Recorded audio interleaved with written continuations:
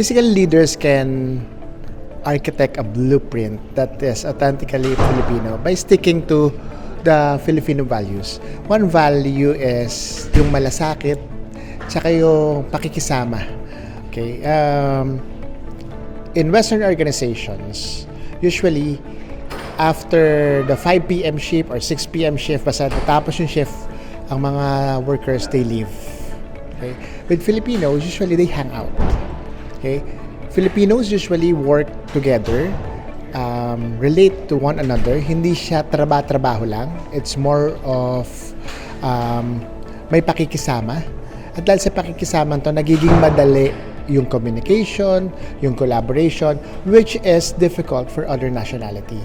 If we're going to be true to our Filipino traits of pakikisama and malasakit, it would be easier for us to highlight yung galing ng Pilipino sa mundo. Okay, but again, in organizations, wala namang one size fits all. Okay, so it also depends on the purpose of the organization.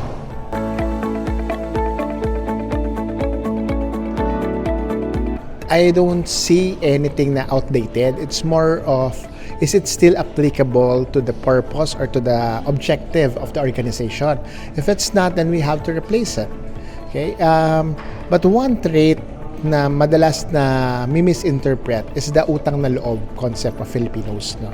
Utang na loob is not really yung you're not going to leave a company because of utang na loob. It's not because, or it's not about returning yung help na binigay sa'yo.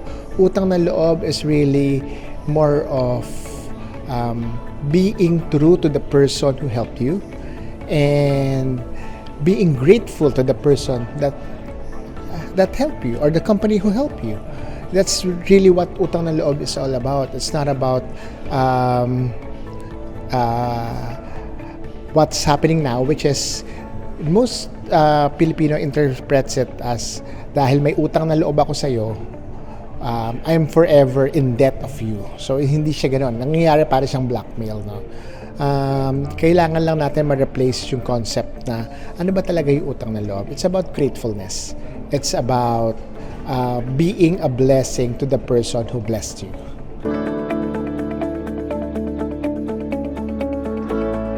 We just have to have clear lines. No?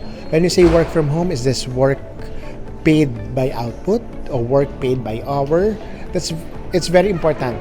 Hindi siya pwedeng isang company mag-shift sa work from home without clear guidelines. We even have laws for Telecommuting Act, which encourage companies to come up with policies on work from home or work on a distant place, diba? Bakit? Kasi hindi siya one size fits all. Pero kinakailangan the company will be able to define how the work from home setup or the distance work will help them achieve their goals.